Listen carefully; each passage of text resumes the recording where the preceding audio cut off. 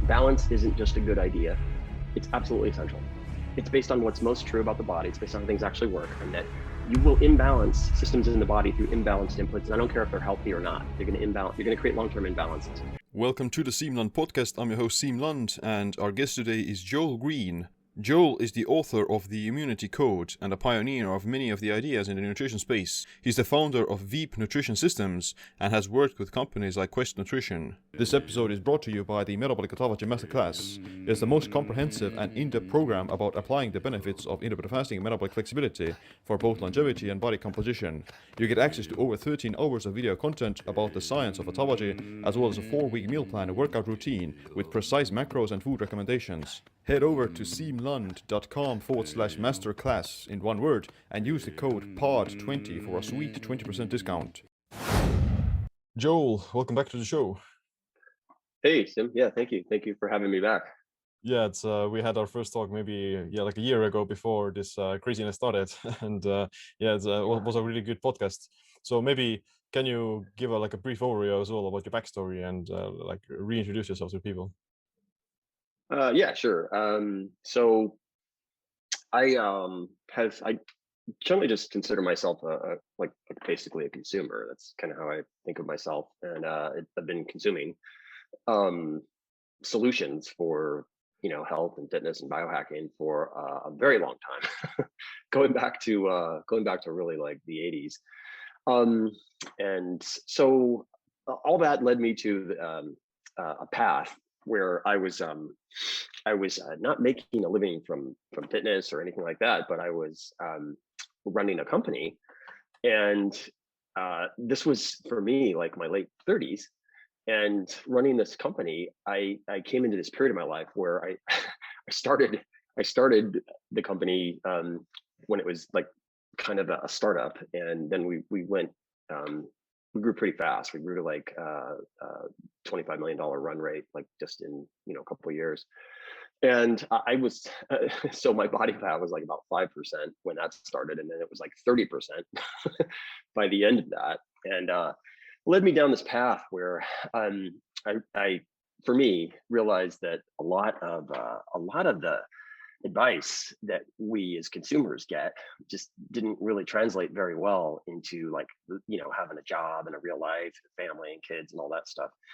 And it set me down this path of trying to figure out, well, what would work. And so from that, I had created a nutrition software, and then it was a commercial software though. So instead of offering it to consumers, it was offered to like hospitals and like the YMCA and big companies and things like that. And so it was sort of an interesting period. This was for me 2009 through like into like the late 2019, where using this software, we had like several thousand people at any given time using it, and there was a kind of a way that I would implement protocols. I would find protocols in research, I would implement them, and then I was able to harvest data. I was able to see like what worked and what didn't work, because I had thousands of people using things all at once. So I could kind of put in a new protocol, and if it worked, great. I could kind of see why it worked. It's a lot of trial and error. I was able to harvest data pretty quickly from that. And along the way, what happened was I kind of knew some people kind of on an inside track that led to doing some consulting with other companies. One of them was Quest, and I kind of had, based on the data that I'd been harvesting, a bunch of ideas about body fat and immune-centric mechanisms and adipose. And people would ask me these questions, and I would get into like these very long explanations. And finally, I was like, okay, well, I just should write a book. So I wrote a book, and then here we are. That's kind of me. Yeah. It's data can give you like a lot of information for sure. Like that's how like Facebook is based on, or like how they built their own entire business. And if you get to know people's data, and especially like behavioral data, like most people don't know about how many calories are they eating, and they don't know how often they eat. They just passing through life without really paying attention to those things. And if you give them like some sort of this valuable information about their health habits, then that can be a pretty transformative for a lot of people. Yeah, what's I think also sort of what is evolving on that front that is very interesting is sort of a different way to do research. So the classical model of research is it's very expensive and very time consuming, where you create an experimental group, a control group, and blah blah blah blah. You do all that stuff. And it's very plodding and very expensive and very slow. And there is because we have these new platforms that are ubiquitous, everybody has them, and they're able to harvest data. There's an emerging way of doing research that allows you to rapidly harvest very fine-tuned guesses about different protocols. And so I kind of see that into the future that the way that experiments and science are done will have a very large conjoining effect with the data that is readily available every day from smart devices to do research, and marry that. It'll never replace empirical research, but it will become an adjunct that will allow us to rapidly see, well, this probably is not going to work, or this probably will work. So yeah. It's because like the current studies, to have a good study, then you need to like control all the variables and to do a lot of, it's very costly and takes a lot of time and a lot of effort, which is, definitely something that needs to be done to get like actual definite scientific evidence. But at the same time, you can't do like this double-blind controlled studies all the time for every smaller problem, and that may just be, let's say, it's going to take forever for actually making like some actual progress in these fields. Yeah, and also like I think also the applications of something like that commercially are also very interesting, where you can have companies that kind of blur the line between commerce and science, and they don't need to do a study per se. They just need to know. They need to know like what is probably true, and they need to know it really rapidly. And so using that kind of data harvesting, you can just you can get a very good approximation for what's probably going to be true, and it can be very, very accurate. You can apply statistical analysis to that kind of stuff. So very interesting front, kind of an aside, but yeah. What are some of the, let's say, main things that people can learn from by using your software, like besides like the macros and stuff? What is some of the many like a key advice they can expect?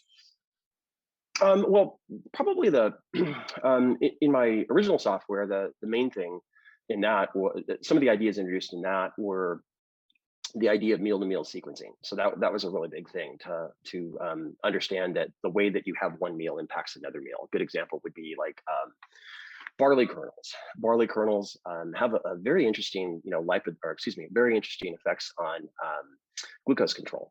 And there's some interesting data that has shown that the effects are long lasting. So like you can have a meal that's rich in barley kernels and have it at night, and then what you're going to see 11, 12, 13, 14 hours later is better glucose clearance. And so the way that one meal affects another is something that really hasn't been looked at a lot or talked about very much. But that was like one area that was really heavy into that particular system. And then I have a newer. Go ahead. I was going to ask the barley kernels, like, so you're basically kind of setting your body up for digesting the next meal by priming it in some way before that. And another example would be like like if you eat, let's say, low carb beforehand, the first meal, then the second meal having a higher carb maybe make it easier for your body to tolerate it in some way, because of your like glycogen stores can be somewhat lower, and therefore you're not like overspilling the glycogen if you have like several carb meals in a row, which is like just like a basic example.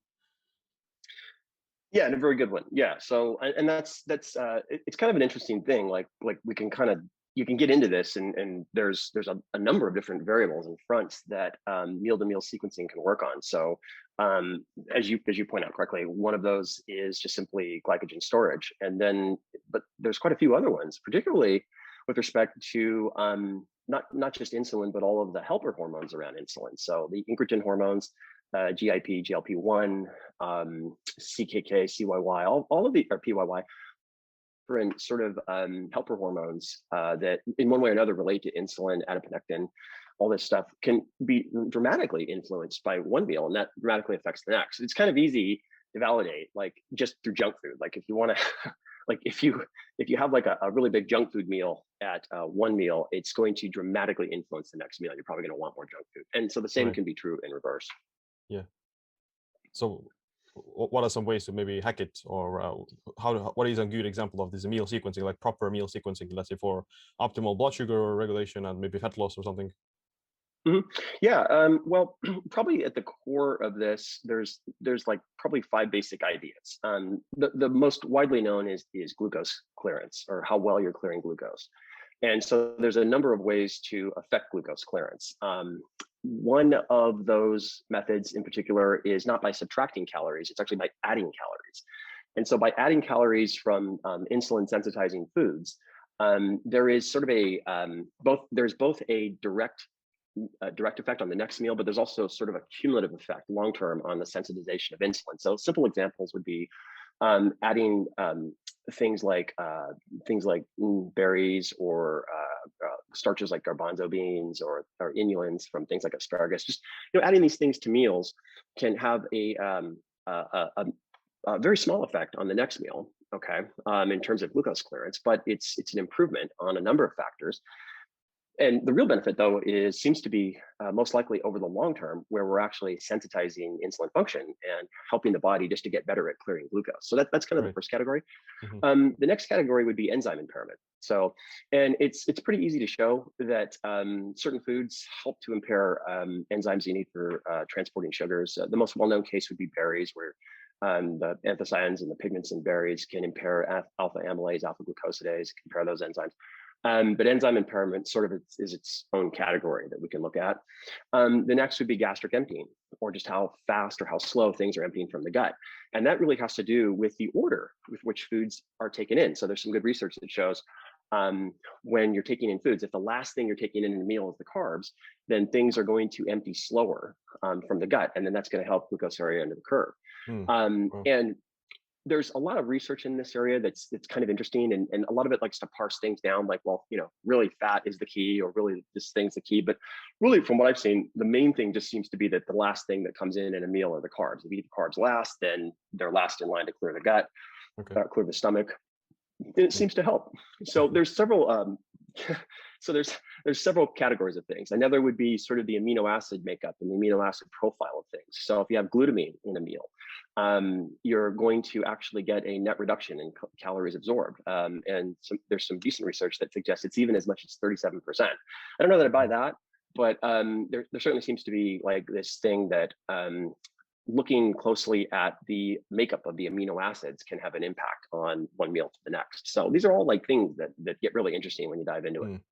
Yeah, that's really definitely very interesting, and that's one of the best, or one of the like more unique ideas that I've heard about you, or from you, and your book, that is meal sequencing. So most people don't really pay attention to that, and yeah, it does make sense that what you eat beforehand does have a huge impact on the next meal. And like how big does the space have to be in between those meals? Like, does it have to be like an hour or like 5 hours? Yeah, that's a very, very interesting question.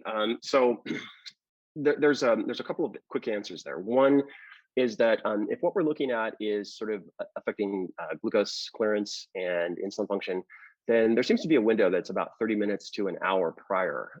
So a very small preload meal, 30 minutes to an hour prior, can impact things in a positive way. And in fact, there's been some research that shows, like, if you were to, once again, add calories, which is a counterintuitive thing, if you add calories to a meal, let's say it's a baked potato and you want to add calories, you add some whey protein, then you're going to get up to a 20% improvement in glucosuria end of the curve, glucose clearance. But if you take that same meal and you back it off 30 minutes, you get an additional increment. So the timing seems to play a part. But the next thing about this that gets really interesting too is it's not just the timing of the next meal. There seems to be also that you can affect meals the following day by the way that you eat. So a couple of really good examples. One would be, getting back to insulin sensitization, one would be sort of like fatty foods, like an egg at breakfast on one day, seems to, number one, decrease total 24-hour food intake, but it also, the evidence seems to suggest that it improves the function of the incretin hormones, so GIP, GLP-1, and that follows into the next day, so that your glucose clearance, insulin function is actually better the next day by having an egg the previous day. And then where this takes you to is you can start to stack these things.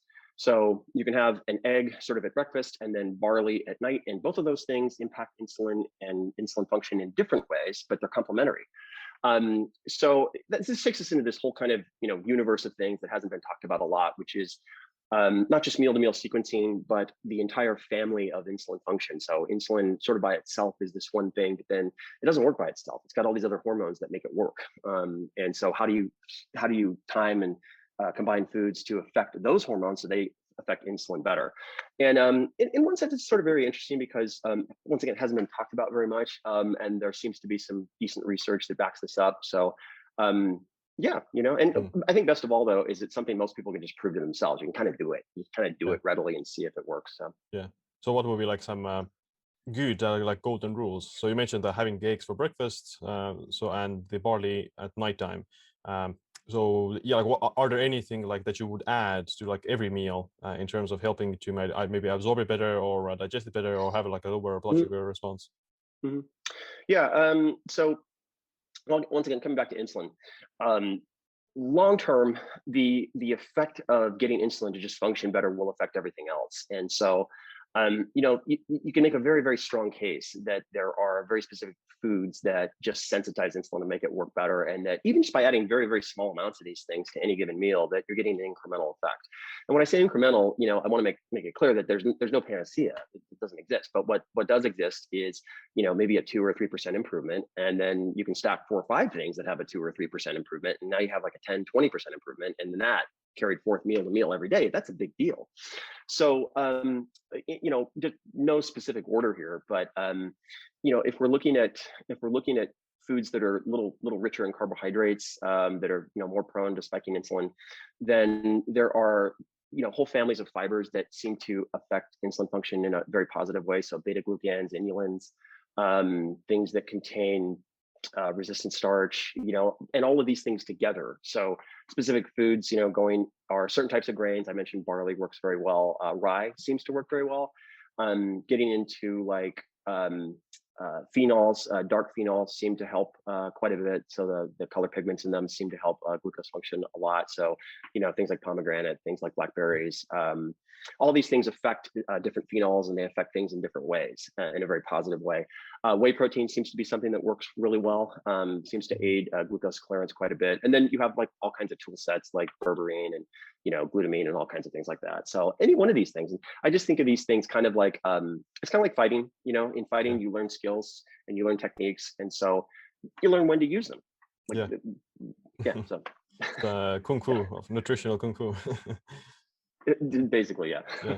Yeah. What I like to do is that whenever or like with a slightly higher carb meal, then I do like to add like these resistant starch, like either from beans or the cook and cooled potatoes, all those things to kind of help with the glucose response and the insulin as well. So you also like absorb slightly fewer the calories from there. So just an easy example. Yeah, very much so. Yeah, and there's decent research on that, particularly the heating and recooling, and the numbers that I've seen are pretty impressive. Like you can literally double the amount of resistant starch in a food just by heating and recooling a couple times. So that's pretty impressive. Yeah, but what about like if you're not eating carbs, like I don't know, you're eating only proteins and fats on a low carb diet? Is there any like rules for that, or like guidelines? Yeah, so that gets into kind of a whole different category. So we're not really talking so much about glucose there, but we are indirectly. So some of the things to keep in mind is that, and this is sort of controversial, but it's not that hard to show. Long-term sustained high protein animal feeding can increase insulin resistance by virtue of elevating serum glucagon. So that's the sort of one thing to keep in mind. The other thing is the long-term effects of fermentation of proteins in the gut. It's something that kind of need to counter. And by themselves, none of these things are bad. Like I have a lot of animal protein in my diet. I have all that stuff. But really, what when you look at sort of mechanistically, like, well, okay, elevated serum glucagon long term, that's not a good thing. It's a great thing in the short term because it helps you get lean. But in the long term, it's kind of a problem. There needs to be a balance between insulin and glucagon. And if you're having too much animal protein long term, that's probably not a great thing just for that particular measure. So adding in things that sensitize insulin with that, which are the things I talked about, like for example, you're having a steak, have a small amount of, like, let's say asparagus with that. Just, it doesn't even have to be a ton, just a little bit amount.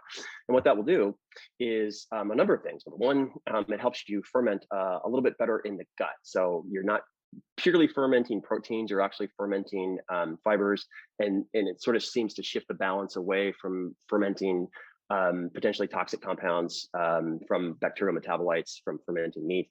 And so it kind of balances things out. The other piece of that too would be that it also helps to keep insulin sensitivity working. So just by adding a little bit of balance in the diet, you get like a really nice long-term benefit. Yeah. Yeah, like glucagon is basically the counterpart of insulin. And if you're like fasting or if you're on a low carb diet, you're not eating carbs, then glucagon goes up and insulin goes down. So eventually, yeah, and the main role of glucagon is also this breakdown of liver glycogen. And as a result of that, your blood sugar will rise. And, you know, because you're not eating carbs, or you do become slightly insulin resistant. And, you know, actually, what people don't know is like diabetics tend to have like high glucagon levels because there are, you know, breaking down a lot of glycogen, and you know they're not insulin sensitive in a sense, and that can eventually high levels of glucagon can also lead to diabetes because of the same reason. So yeah, it's a definite. And if you eat like carbs, you're raising insulin and you're lowering the glucagon, so you're bringing your body back to balance, and you're able to clear the bloodstream from blood sugar. Whereas if you're not eating carbs, or you're not able to produce insulin because of being insulin resistant, then the glucagon stays elevated, and you keep producing those. You keep breaking down the glycogen all the time. Yeah, well said. Absolutely. Yeah. It's something that probably isn't generally well known, but I mean, you can get diabetes from a high fat diet. You can get diabetes from a high protein diet. You can get diabetes from a high carb diet. So we associate like blood sugar disorders with purely carbohydrate intake, but that's not true. You can give yourself insulin resistance from sustained high protein intake, and the mechanism. The interesting thing about that is the very thing that causes all the beneficial aspects to happen up front is the same thing that causes all the negative aspects to happen down the line, and that's just simply you're over sort of stimulating one hormone, which would be glucagon in this case. In short term, that it accounts for the fat loss, it accounts for all the things you think are great. But then the longer you do it, then really you're elevating serum glucagon, you're increasing gluconeogenesis in the liver, and you're suppressing all these very specific enzymes you need. And ultimately, what's happening is insulin sensitivity is sort of going downward, and that's not a good thing under any circumstance. So, to your point, balancing the diet sort of helps that out. Yeah. Like I'm not a big fan of doing chronic ketosis either, and definitely want to do it like cyclically. Like you said, it's good to do it in a cyclical manner that you do get the benefits of this leaning out with a higher levels of glucagon. But yeah, you probably don't want to be doing chronically, because chronic ketosis will make you slightly insulin resistant, at least in the short term. It's reversible, but it's not like the optimal place where you want to be all the time. What I like to add to like some of the higher fat meals is also like a little bit of dairy or calcium. Because calcium like helps to break down the fats, and it also reduces the fat absorption. So you end up, getting fewer calories from that higher fat meal. So maybe like a little bit of cheese or cottage cheese or something that is like less inflammatory. That can be like a good this hack or this addition to like any higher fat meal.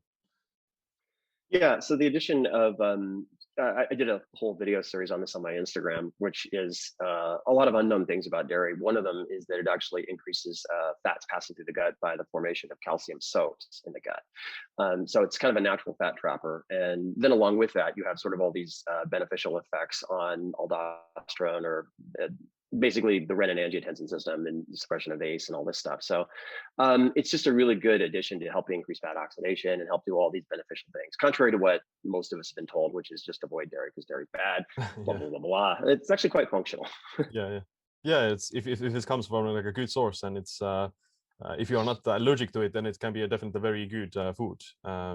Just like, again, the moderation is fine, and you probably don't want to be, and it's also like one of the kind of only reliable sources of calcium besides like fish bones or something. And if you're not taking any calcium supplements, and you're also not eating any dairy, then your chances are you're not getting like the full optimal amount of calcium either.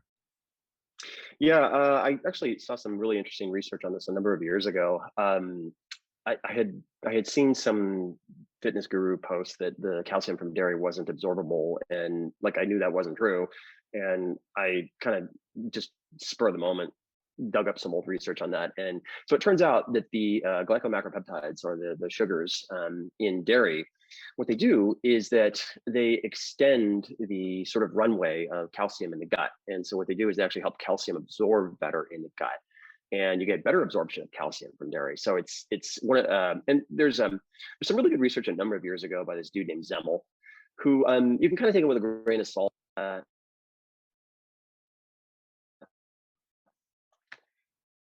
Yeah. Sorry about that.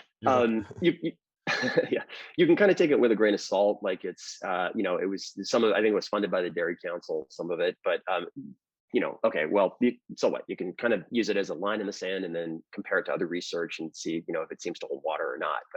But quite a bit of that seemed to suggest that the role of dairy calcium behind weight management, that one of the factors why dairy seems to be so good on weight management is because of the absorbability of calcium in it. So, and that goes contrary to what most of us have heard about dairy, because it's been so vilified. Yeah, for sure. And the calcium from other sources doesn't tend to be that bioavailable. Like if you get it from, I don't know, spinach or some other leafy Right. greens, then you're not getting, it's very low amounts in total, but the absorption is also slightly lower.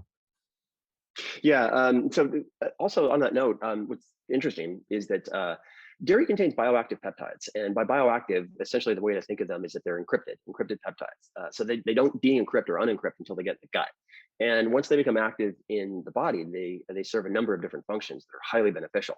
And so these peptides affect a whole host of things, like gene activation, fat metabolism, a whole number of things. And dairy's really, probably out of any food that I can think of, probably has more bioactive peptides than anything else I can think of, and they complement the action of dairy and its role with calcium. So Yeah. Do you you're not like a fan of high protein diets in the long term, and like does it apply to like what's your maybe like I don't know overall macro, do you track your macros or something? What's your diet look like in general for you? yeah, it's really varied. So there's no single. I don't really subscribe to macros that much unless I'm really dieting hard, and I really want to get like the last 20 days of getting lean, then I'll look at macros. Yeah. But generally speaking, so to your thing, no, I'm fine with just about anything for a season. So high protein diet for a season, particularly in winter, probably pretty good idea. Long term, we just need to have a balance in things, and it gets to like a lot of what has propelled the things that people do nowadays are narrative or stories about our ancestors. And we always have to kind of keep in mind that stories are stories. Like they're not observed facts. It's like nobody was there with an iPhone recording everything that happens. So we don't actually 100% know. Yeah. We're taking guesses, and since we're taking guesses, one of the things that's fair to point out is that seasons affect availability, and availability drives variety, meaning not by choice, but you're forced to seek out other things when certain things aren't available. And I've looked at this thing quite a bit. I've looked at ancestral cultures, and I've looked at like the Indians where I live and what they ate, and really it just seems to be the case that they had these really varied diets, and it was driven by the fact that they didn't have a refrigerator sitting by. They had to go get what was available, and so they would eat. Sometimes they'd eat berries, sometimes they'd eat coyotes, sometimes they'd eat whales, sometimes they'd eat deer, sometimes they'd eat nuts, sometimes they'd eat whatever was available, sometimes roots. And so variety in the diet, from a narrative point of view, seems to have a lot of benefits long term, because what variety in the diet does is the potential. Every food has benefits, every food has negatives, and short term we always see the benefits a little more, and then long term we see the negatives a little more. And so what variety in the diet does is it works as a counterweight, and it seems to balance out the negatives of certain foods. A good example would be like high protein diets with a little bit of fiber. You can make a case that there's a lot of benefits to high protein diets. The longer you do them, you can make a case there's probably some negatives, but if you add some fiber, you counter the negatives. And so I have a really varied diet, and it can be seasonal. It can vary a lot, but it can also vary a lot day to day. So classically, what I do in my book, I talked about kind of what I believe is kind of like a way to eat that answers all of the issues that we have to look at. And if we take a comprehensive approach to why do people fall off the wagon, why do people get fat over time, why do people like not stay on diets, and we inventory all those things, what you come up with is about 6 different things. You come up with the fact that eating whatever whenever seems to be a survival mechanism, and there's kind of no getting around it. It just isn't, particularly post-starvation or diets. So post-diets, eating whatever seems to have an ancestral sort of thing in it, bringing up narrative again. But it seems to have like an ancestral thing where if you went through a starvation period, eating anything in sight will give you a better chance of surviving. And so there seems to be like a mechanism there. And it seems to be mimicked nowadays when people do diets and they come off those diets, they want to eat whatever. So we have to counter eating whatever. And the way to counter it is not by not eating whatever, it's to offset eating whatever. So that's one thing. Along those lines, there seems to be a decline in the gut biome as we age. So we have to counter that. And just a number of factors that have to be looked at. The other thing, one of the most important, is the fact that we have, if you make a living in the modern ecosystem not related to being fit, then you have probabilistic constraints that present very significant barriers long-term to maintaining anything. Case in point, when Arnold got a real job. So when Arnold got a real job and became governor and not movie star, what happened is all of the stuff, the system that Arnold pioneered to the masses didn't work. It didn't work for him. And the way he solved the problem was he had to get out of having that real job and get back to being a movie star, and then he solved the problem. Right. So what you see are these time probabilistic constraints in the real world over time. So we have to have something that works on 0 time. So all those things together are kind of what went into what I put in my book, which is a 2-day eating pattern. And long story short, basically what we're doing is one day we're emphasizing a little bit more on the fruits and fibers and starches that feed the gut. And what these things potentially seem to do is amplify all the beneficial effects of fasting. And then the second day is more sort of fasting and fats, where we also get the benefits of fasting, but we don't have to fast as long, and we get the benefits of fats. And so you kind of have this balance day to day. That's kind of foundationally what I do. Yeah, so you do everything cyclically based upon the situation and based upon what you're doing and what you did beforehand. So it always varies. It's never stagnant. Kung fu for food, that's what it is. Yeah, like I like to think of it in the same way as well. Like it's always changing depending on how I exercise and what I ate before that and that sort of thing. And like the season may have a little bit of effect on it because I feel like the summertime we're gonna have more of the berries around and vegetables in our garden, and during the winter we have less of it. So it's perfect example. Very much so. Yeah, and I think this conversation right here is very much beyond where the ecosystem's at today, because again, let's use our kung fu analogy. Let's just assume that really what's going on is that you think, I don't mean you, but I mean people at large, you think that you're up against a diet, but really what you're up against is a series of battles. Every week you have roughly 30-40 battles with food. Most people lose all of them. They lose those fights, okay? And the reason they're losing them is that they're approaching a fight with this fixed style, thinking that, oh, well, this is going to be a boxing match. This one fights a boxing match. So that's, I'm just going to box this one. And then the opponent shows up with a knife and you're out of luck. Or the opponent like shows up and is a jujitsu master and you go to the ground. And so you're taking this stylistic approach to a battle when really the reason the plan never survives the battle is because that very first battle changes the plan, and you have to be able to adapt dynamically to that. And so moving away from this analogy of like the dietology of like, oh well, I'm high protein low carb, that's what I do, or I'm high fat low carb, or I'm vegan, whatever. Moving beyond that, maybe a more advanced way to think of it is that these are all tools, and we can use all of them at any given time, depending on what the situation presents us. And that dynamic nature of eating is the thing that throws everybody off track, because you go to the office or you're with friends and someone introduces like a cookie and you're like, oh, well, I'm on a diet, but okay, I'm gonna eat. And that just derails people. So, rather than thinking of these things as plans, a much more advanced way to think of it is skill acquisition. These are skills I can acquire, and skills solve real problems. Skills will solve real problems that plans can't fix. When you have a skill and you acquire a skill, you gain the ability to overcome that particular problem every time it presents itself. And that's really the approach I took in the book, was that the acquisition of skills is what's going to solve your problem, not the plan. So it's a different way of thinking about things. Yeah. So the book also talks a lot about the microbiome and the gut, because that's also probably one of the central parts that determines how you respond to any kind of food that you eat. Yeah. Yeah, I mean, massive part. Yeah, very massive part. The thing about the microbiome, I guess, that I would probably offer, just if anybody asks me, is to understand how malleable it is, how adaptable and changeable it is, and very rapidly, and to really understand the impact that given foods have on the microbiome. So a good example, sugar. Sugar absolutely has a very negative effect on the gut microbiome. It advantages certain species, particularly the Clostridia, over other species, and then the metabolites of those bacteria are not good. You get lipopolysaccharide, you get all these things that aren't good. You get inflammation, and that's not a good thing. And conversely, there are very specific dietary factors that have a very beneficial effect on beneficial bacteria in the gut.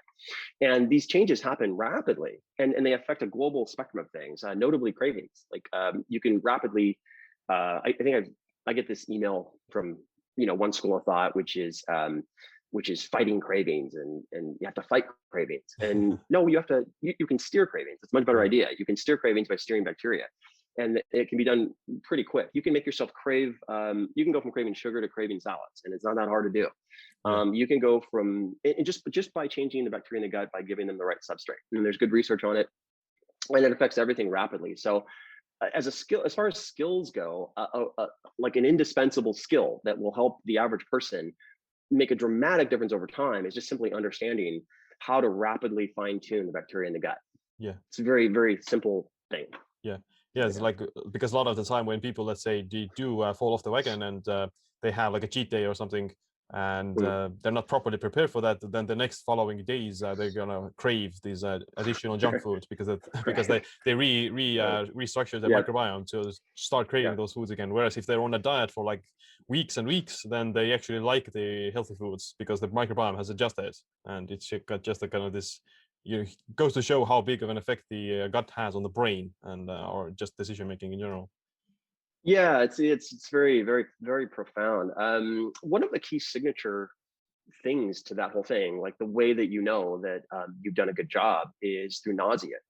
And what you'll consistently see is when you have done a good job of shifting the biome in the gut, and then you have sugar, you're going to get nauseated. And the reason you're getting nauseated is because you are suddenly advantaging the dysbiotic bacteria.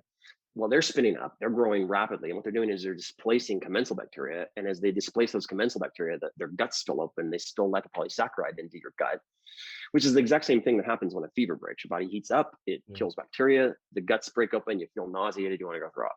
And it's the same thing that happens. So that's how you can know. And it's also like a really good deterrent to eating like crappy food. Like you can just retune the gut. And to your point, that's what happens. So you go out, you have a day off the wagon, you eat whatever. Well, getting back to the idea of skills, an essential skill is understanding how to recompensate and retune the gut after you have that cheat day. And by doing that, you skip a lot of the bacteria-induced sort of like, oh, I need more. Yeah. What are some examples of that? How do you, let's say, first, or let's start off with like just the healthy bacteria in general. Like, are there any specific bacteria, and what kind of foods help to grow those? Yeah, well, the ones I talk about most in my book are bifidobacteria and Akkermansia for different reasons. Akkermansia is not the only bacteria that is in the gut lining. There's Fecobacteria prosnitzi, there's Thetomicron, but there's a very few that are commensal in nature. And I focus on bifidobacteria in my book because it seems to feed a lot of other things through cross-feeding reactions. And it seems to be really associated with gene activation in lean people and all sorts of really great things. So those are kind of the two that I really focused on because they're sort of easy to target. And bifidobacteria is a big family and has a lot of different strains. But generally speaking, it loves color pigments, so it loves phenols. Phenols feed it really well. So these are your dark, anything dark. Could be like sweet potatoes, could be blackberries, could be raspberries, could be anything dark. Loves inulin, loves like certain types of more dense fibers, loves like beta glucan, loves these things. So cellulose, hemicellulose, all that stuff seems to feed it pretty well. And so that makes this argument for, things in the diet, things like cabbage, things like asparagus, things that feed it that direction. Akkermansia is kind of the upfront thing in my book that I talked about, where we go right after the gut lining initially. And Akkermansia is very, very difficult to feed directly. But there do seem to be probably a couple ways that, better than others that we can probably feed it. We can probably feed it with pomegranate. We can probably feed it with apple, the anthocyanins in apple skins, alpha-3 galactoside, and probably indirectly through human milk oligosaccharides. We can feed it that way. And so those are kind of the big two that I talked about. Yeah, I see. Like you have these apple skins quite frequently, so that's the main reason to kind of feed these acromentia. It's sort of in the mix. Like I think in the book, I put the apple skins in first because it's doable. Like everybody can go get an apple and do it. But like if I were to do the perfect order, I would probably do like the red phenols first, add in the HMOs, and then the apple skins. It's just for the sake of writing a book. If you put like the red phenols up front, it's like, oh my gosh, I got to go to Amazon and order that, or HMOs. What the hell are those? Where do I get them? What are they? So the skins are sort of easier to do. Now the caveat to that too is if you have like some existing serious gut issues, like if you have like Crohn's or colitis or things like that, you're probably not going to be able to do apple skins up front just because the fiber itself, you can't transport fiber when you have too much tumor necrosis factor alpha in the gut lining. You got to clear all that first before you can actually make use of fibers. So you get into sort of a whole different set of protocols. Yeah. And my recommendation for that is, if you have something severe, go see a good practitioner. And that's how you do that. Yeah.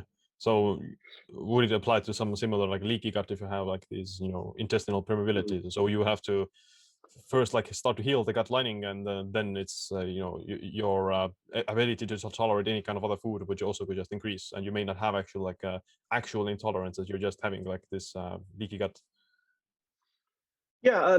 So leaky gut and gut inflammatory related things are like a family of things, and the degree of severity can have a lot of variance to it. So you can be really inflamed in the gut, just like you can't handle any foods, to like you just have kind of like a lot of discomfort, and it just depends. So and the types of like well, what should you do? Well, when you get into like medical conditions, you should go see a practitioner. That's what you should do. But with respect to just like leaky gut, like just kind of ideas that probably make more sense than not, generally speaking, lipopolysaccharide is kind of like the thing that we want to look at. And so these cell wall bacterial fragments that can sort of like happen in the gut from feeding the gut the wrong types of foods are really kind of like one of the main drivers of helping the gut to permeate. And so really clearing lipopolysaccharide is something that we want to look at. One of the things that helps with that is time restricted feeding. So it does seem to help. In fact, cessation of food in general seems to help a lot of gut related inflammatory issues. And that's why fasting seems to help. So like good protocols, like if you have sort of medium-ish issues, good protocols are kind of the combination of cessation of food for a while, maybe just sticking to like liquid diets for a few days, along with things that are anti-inflammatory in nature and help feed the gut. So amino acids are really good. Yeah. And like you start to combine these kinds of things, and it gives the gut kind of a chance to kind of heal up and clear TNF alpha a little bit. Yeah. So glutamine would also be one of those things that help with that. Yeah. Mm-hmm. Yeah. Yeah. So what do you think about fasting in general then? I mean, well, it's probably the biggest. Like I don't know what the biggest nutritional question of our day is. Is it is it high protein animal diets, or is it fasting, or is it them together? I can only tell you what I've seen and what I've experienced in my life. So all this started, like I think the big interest in fasting probably started to gain traction about 2017. Most of that derived from earlier research that showed that caloric restriction was really like a surefire way to age better. And so just not eating helps the body to age better. And so as a big concept, it's probably good to have periods where we don't eat. And that seems to be fit the ancestral narrative that, that's probably been there all throughout history. We just had periods where we didn't eat. The body has some good adaptations to that. So that's probably good thing to have. The other side of that though, is that continuing that narrative, that continual like restriction of food or continual starvation probably wasn't the norm historically. There were probably periods of feasting along with that. So like you didn't have food, then you had food, then you pigged out. And so I think where like an extreme has taken place is that I see a lot of people that have latched on to just fasting all the time. And I did that kind of like around 2011. And the thing that I personally noticed from it was I just never recovered. I was always sore. I was really always sore all the time. And from there, that kind of led me into like, you need to feast periodically. Your body needs to have lots of food periodically. The other thing about fasting, there's numerous benefits to it, but also it's like anything in health. We tend to. I think if I could probably offer one bit of advice, if anybody asks me about like any protocol, it would be that you got to understand that when you think a protocol is only good, probably not the case. That you have to map things out over time. And when you map things out over time, you're always going to get almost always this inverted sine wave, like almost always. It doesn't matter what you're talking about. So up here's the benefits, up here's the negatives. And T with respect to time is just a question of how long. And sometimes it's not that long, sometimes it's years. And that, having done this stuff 40 plus years, that's happened to me. I've had lots and lots and lots of different protocols that I've done, fasting included, where I had lots of benefits for years, like 4 or 5 years. And then I had like several years of negatives. Like took me years and years and years to correct those things. So there is a percentage of the population that will hear that and just ignore it. Power to go ahead. Great. Good. And then there's a percentage of the population that is like, okay, well, that makes sense. So how do I avoid that? So my answer to that would be that that you don't want to do anything like indefinitely. Just if you mind the idea of seasonality, there's seasons when fasting's great. There's seasons when you want to feast, and both of those things are complementary. Some of the things that we're seeing with respect to fasting, there's so many good things that it does, but there's also things that are not so good. One of those is that you can actually increase insulin resistance through it, which is sort of contrary to what we think. We think, well, fasting improves insulin resistance, but there's good research showing that if you just fast for 3 days and then you go eat carbs, you're going to have insulin resistance. You're not going to do very well with a bunch of carbs. There's that. Then there's evidence of sleep disruption that I talked about in my book, and kind of other things. So what I have taken things to that I presented in my book was the idea of amplifying fasting, but shortening the window. And this came out of some work I did back in 2015, 2016 with Quest Nutrition, focusing on fasting mimetics and things like that, where, like when you break down why does fasting work? Well, there's a very few mechanisms that you can come to right away. One is methionine restriction. The other is just simply the reduction in total food intake, which downregulates growth pathways, so you're not seeing as much mTOR activation, much less mitogenic pathway activation. And so those two things seem to help a lot. And then the next is just a reduction in oxidation. So food is inherently oxidative. When you take in food, doesn't matter whether it's fats or carbs, you have oxidative metabolism. You have glucose oxidation, it oxidizes. So the less we oxidize, the better we age. We don't need to cease food to get those benefits. Like you could still get most of those benefits without it. And taking that idea even a step further, when you look at like, well, why does fasting work? It always converges on, just about everything that's good seems to converge on a very few given pathways, FOXO1, AMPK, sirtuins, all these pathways. And there's a way to activate those pathways through bacteria in the gut. So the bacteria in the gut talk to the mitochondria, they have crosstalk, and you could draw a list of checkboxes with exercise and bacteria, and you'll find certain bacteria check the same boxes. It's kind of weird. Like you get lactic acid production. That's odd. Well, lactic acid production, activation of AMPK, activation of sirtuins. So there's a very good case to think that certain commensal bacteria mimic exercise and that they activate the same pathways and stimulate the same pathways turned on by fasting. And ancestrally, it makes a heck of a lot of sense. Like if you go back in time and you think about it, like I've made this case before. If there was nothing to eat, like as the last resort, I'd probably go dig up some roots. And it's not my first pick. Like my first pick would be like, like a really giant steak. I gotta eat that first. But if there's nothing else, I'll go dig up roots. Well, it turns out that probably that roots confer a very significant survival advantage in a starved state because they feed commensal bacteria in a starved state. Those commensal bacteria in a starved state have the ability to mimic the effects of exercise, amplifying mitochondrial biogenesis, giving us a better chance to survive. And so kind of makes sense from a narrative point of view. And then mechanistically, when we dive into the pathways, that kind of seems to make sense too. So yeah, that's interesting. That like if you have been like basically starving for days and you haven't eaten, then you like physically you should be like weaker because you're under eating and starving. But physiologically, what happens is that your body turns on these similar pathways as exercise that promote like this mitochondrial function, and alertness and cognition also increases. So it is like incentive for your body to you've been starving and you need to survive. So therefore, we're going to give you these basically these pathways and these functions that help you to exercise better and run after this game to ensure that you catch it. Because the alternative would be that you're getting weaker continuously, and therefore you're Right. gonna die anyway. Right. So that's why the Right. body Yeah. evolution kind of works in Right. this very funny way. And it's kind of, yeah, there are many ways you can mimic the same pathways that you Mhm. get from fasting as well as exercise by doing like these Yeah. different actions. Yeah, and it's a really fascinating topic. Like to Yeah. dive into this thing. It gets to it gets to like the starve state and commensal bacteria and survival advantage, and it makes this case for like fibers in a starved state. And like, whoa, wait a second, did we miss something here? Yeah, we did actually. Yeah. it's yeah, see, it really seems to be the case. Fibers in a starved state potentiate certain pathways that promote survival. Case in point would be AMPK.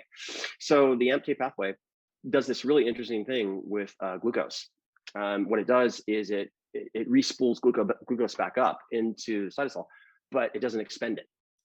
And so it has this sort of glucose sparing effect. And that makes a heck of a lot of sense, because like if you're just starving and you're just getting weaker and weaker and weaker, your probability of catching anything is going down, down, down, down, down. Yeah. Well, you have to counter that or you're going to die. Well, one of the ways you counter that is once you activate the AMK pathway, you're restoring your sprint capability. You're restoring your, your immediately energetic fuel source, so that you have enough power left for a last ditch effort. And that makes the difference between life and death. And so it's like really fascinating when you dig into this stuff. Yeah, and it also kind of goes to show how amazing or how powerful the body actually is. And even in this even in this starvation state, it's it is very potent, and you can definitely do like maximum exercise if you are in this very deprived state. And that's not like part of the insulin resistance that happens is also the survival, that the muscles become insulin resistant so that they could basically still use ketones and function properly. So that's the ketones that you get from its own body fat. So it is like in the short term, it's actually beneficial for the survival. But yeah, if you start to eat carbs right after breaking the fast, then it is problematic in terms of you're going to have like this hyperglycemia for longer. Whereas if you kind of ease into it slowly, you break the fast, more with the lower carb foods, then you can avoid that and reestablish the insulin sensitivity afterwards. Yeah, I'll tell you. Let me ask you this, because I'll tell you my experience with this, and I want to know yours. My experience back in 2012 with fasted training was initially in the short term, I was just getting blasted on it, like super amazing pumps, like really great. And then what I noticed is, as I sort of started thinking, well, this is the answer. I was training fast all the time. That started to go away. And started to see like negatives, or like longer I did it, like very difficult getting pumped. So then went back to like, okay, well, you got to have carbs in the diet. So I definitely noticed a time sensitive effect. I noticed like if it was kind of intermittent or just kind of there periodically, that it was amazing. But if I did it all the time, it didn't work so well. I don't know if you had a similar experience. Well, I've like sometimes I do have. It depends on the exercise as well. I'm never gonna be my strongest in terms of like powerlifting or bench press or something if I'm fasted, because of like limited energy and limited calories. So I'm always stronger if I have like some food in my system, and that's why I also don't train fasted the majority of the time. At least if I'm doing weights, if I'm doing like something like, I don't know, HIIT cardio or regular cardio, or if I'm doing like just regular calisthenics just to get the blood flowing, then I can do it fasted. And I do have like energy and such, but yeah, like depends on my goal. If I'm trying to, because my goals at the gym are usually like related to like getting stronger and building muscle, so it's counterproductive to do it fasted, because you're never going to be that strong, and you're never going to and you're not going to also have like the nutrient partitioning effect that you would have if you had something like in your system before that. Yeah, I found, me personally, I've found that there's a nice benefit to injecting it intermittently as a way of training all the time. No, doesn't. But it's very good intermittently. Yeah, sometimes if you're in a hurry, or if you're trying to really maybe hone in on some fat loss, or turn on the EMP capacity much further, then yeah, it can be good, because yeah, like training fasted with probably turn on the AMPK and the autophagy and the other ones, the longevity pathway is also faster. It would turn on, whereas if you were to do it like fed. Yeah, it's great for AMK. I found like fasting with sprints and deadlifts is great. That's something I've done for a number of years. Yeah. But the alternative of that is like you just absolutely have to have carbs if you want to like really make headway. Yeah, if you want to really see great or fast improvements and fast results, then yeah, the carbs are going to be probably better. Oh yeah, 100%. As well as getting enough protein. That's also about more important one for like muscle growth specifically. Have you had have you tried like cyclic dextrin in your workouts at all? Just curious. Not that one per se, but I've used like dextrose, regular dextrose, as well as the D-ribose. I've used those ones, and Yeah. they tend to be pretty good. Like you get like some carbs, especially if you're being like if I'm doing like a lower carb period and I have those carbs during my workout, then I notice the difference more because there's like a contrast, a larger contrast in Mm-hmm. terms of my carb intake. Whereas if I'm eating, let's say if I ate the carbs the night before, then I would notice less of it because my glycogen stores are already topped off from the previous night's dinner where I had carbs. So I think it matters on the contrast. If I'm being low carb keto and I have the carbs maybe intra workout, then I would notice like a bigger boost from that. Yeah, I've noticed from particularly the cyclic dextrin, just right pre-workout, that just significantly fuller all the time, like in the muscles, just post-workout, like because like I either get really pumped or really flat depending on glycogen availability in the muscles, and I deplete it pretty quickly. So most of the time I'm like really flat, but I've noticed with the cyclic dextrin in workouts that tend to be pretty full most of the time.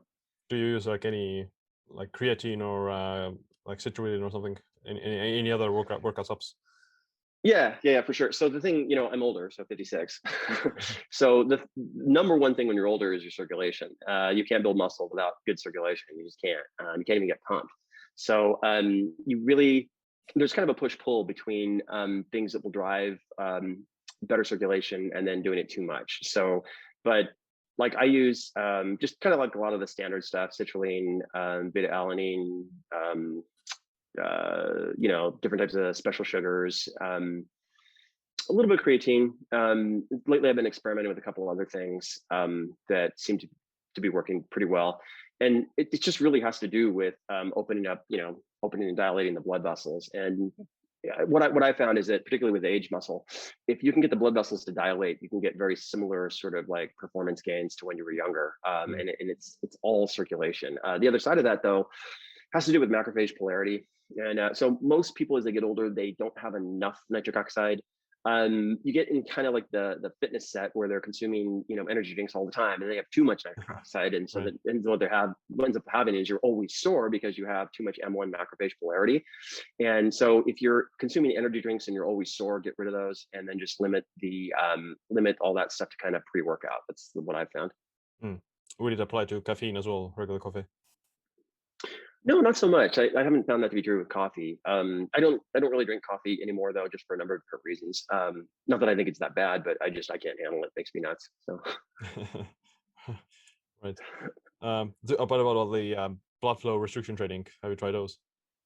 yes. Oh gosh, yeah. I mean, I love it. I just after a while it becomes like this checklist. I'm like, oh yeah, wait, I forgot to add the bands, and oh shoot, I forgot.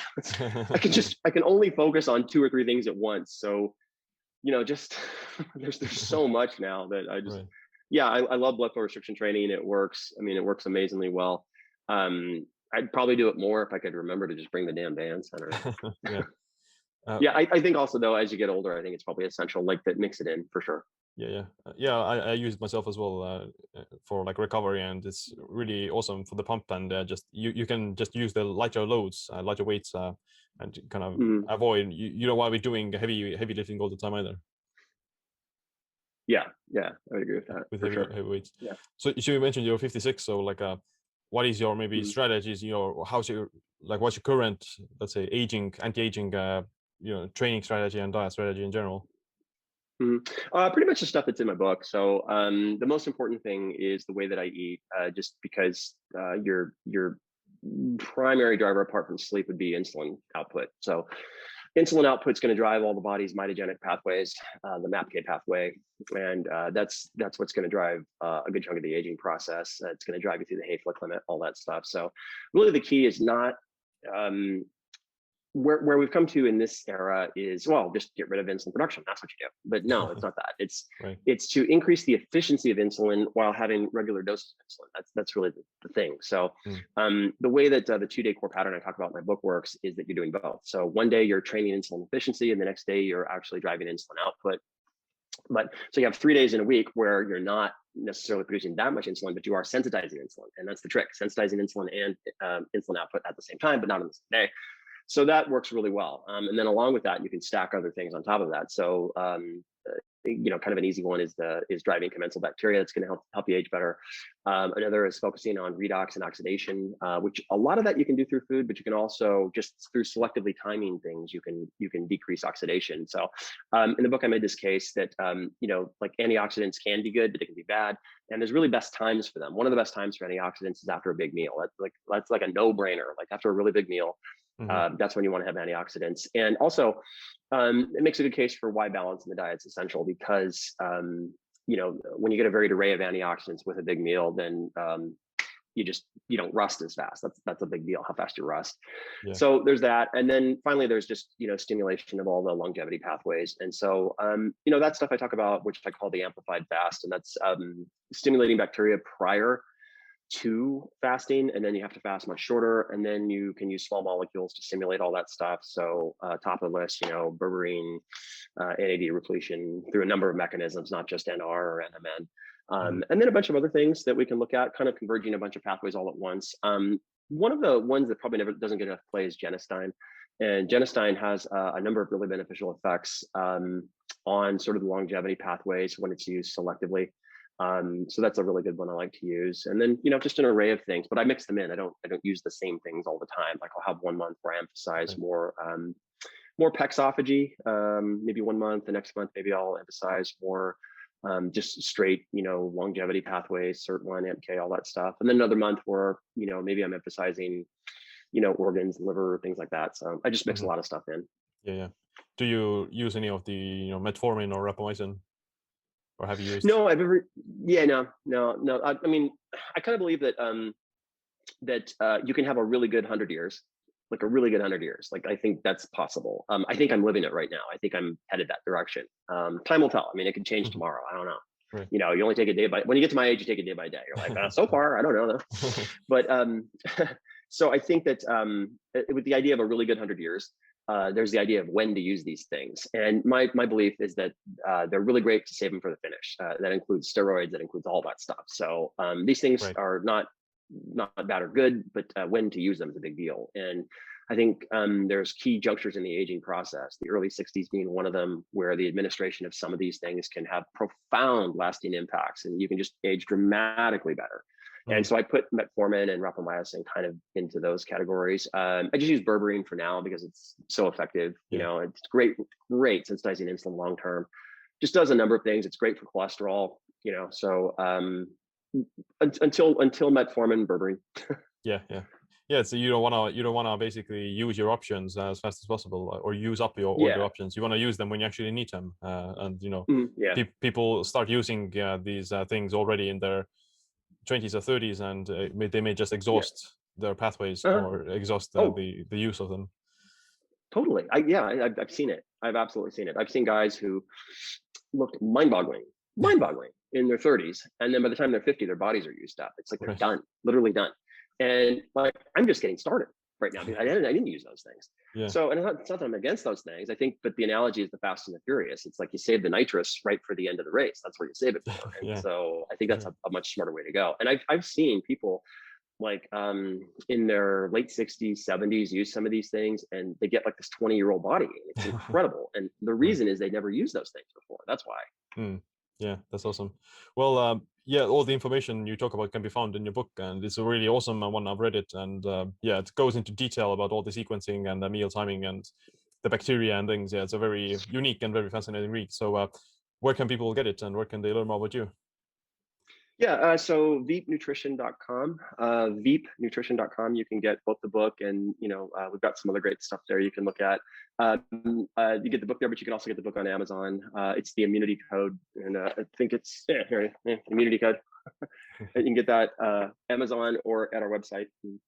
And my Instagram is Real Joel Greene. And come on down. Yeah, awesome. We're going to put all the links in the show notes. And my last question is, what's this one piece of advice or habit that you wish you adopted sooner? It sounds like a little thing. It sounds like it's just big deal, like a minor addition to the conversation. It's actually life and death. It's really life and death. And it's that Balance isn't just a good idea. It's absolutely essential. It's based on what's most true about the body. It's based on how things actually work, and that you will imbalance systems in the body through imbalanced inputs. And I don't care if they're healthy or not. You're going to imbalance. You're going to create long-term imbalances. Analogy is salt. Like salt is good. Like a little bit of salt on the meal really makes the meal. Right. Too much salt ruins the meal. Just ruins it. So let's suppose that somebody came out with a salt is the answer diet, and you should only eat super salty foods, and had all this great research showing that, yeah, salt, basically it's a natural myostatin inhibitor, does all these things, you add muscle, everything you know about salt's wrong. And then a bunch of people said, yeah, everything you know about salt's wrong. And they start eating salty foods. They see benefits and it's fantastic. And you see people muscling up and it's great, blah, blah, blah. Well, then 20 years from now, a bunch of them have heart attacks and die. Okay, because they got away from what was really true. The real truth is like, yes, it's a little thing, but it's all the thing. It's like salt is good. A little bit of salt really nails it. Too much will kill you. And that's really the truth applied to everything else. And it's not just a little thing, it's everything. It's absolutely everything. And it's that how your body works, the truth is it's based on systems being balanced, and you can imbalance those systems based on imbalanced inputs long term. So that's the most important thing. Right. Yeah.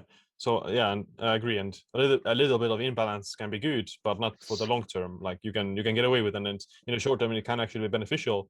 But yeah, like eventually, you would want to bring it back into balance to maintain optimal function. Yeah. Awesome. It was great talking with you, and yeah, can't wait to do another one in the future, maybe.